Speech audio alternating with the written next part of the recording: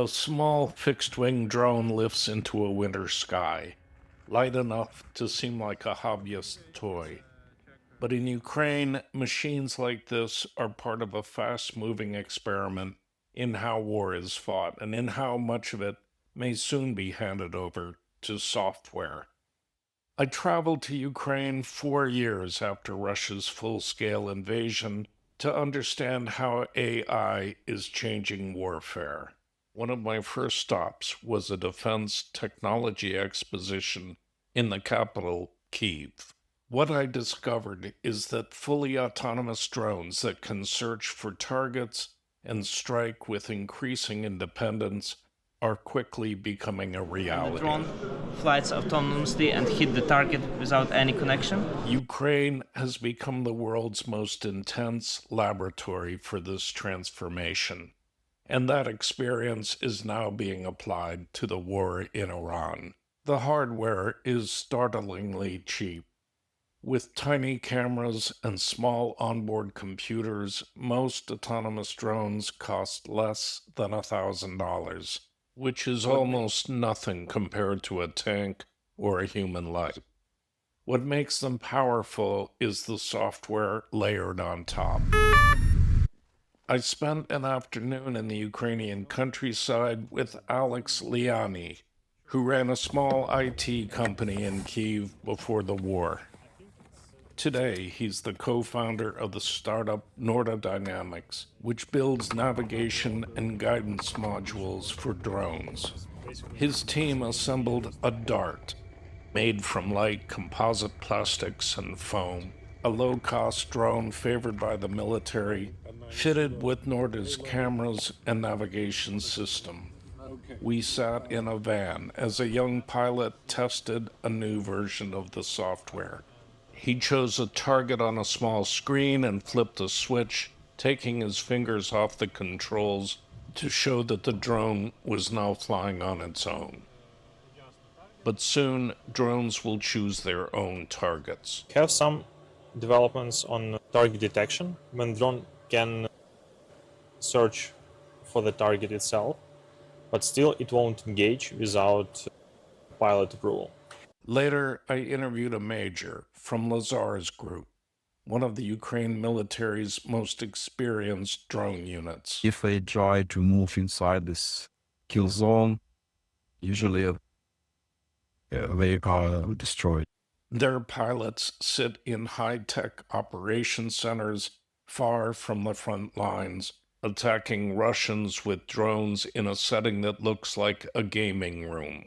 Lazar's won't say what AI it uses, only that all of its bomber drones are fitted with AI modules that help pilots make more accurate strikes.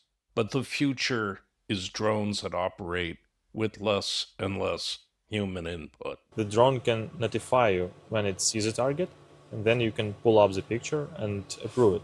But automation bias, the tendency for humans to trust machines once they've proven reliable, suggests that intervention will become less and less likely. I also had breakfast with Yaroslav Azhnuk, widely regarded as one of Ukraine's most experienced drone manufacturers and a key figure pushing toward full autonomy to defeat Russia.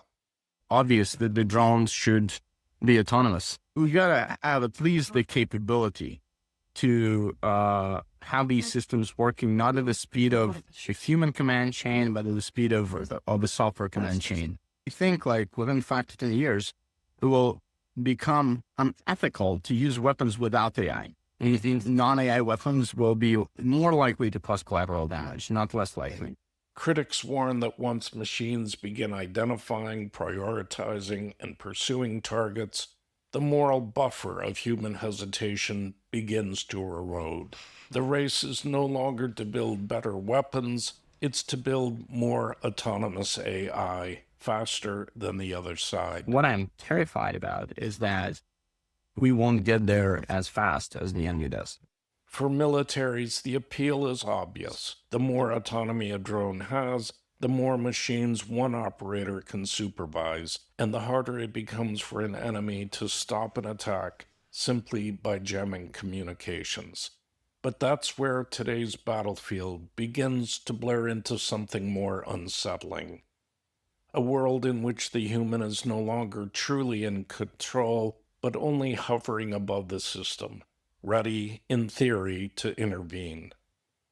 I visited a rehabilitation hospital outside Lviv in western Ukraine, where the consequences of all this innovation are written most clearly. There, young, once able-bodied soldiers learn how to stand and walk again after strikes that came with devastating speed and almost no warning. Most soldiers hit in drone strikes bleed out on the battlefield.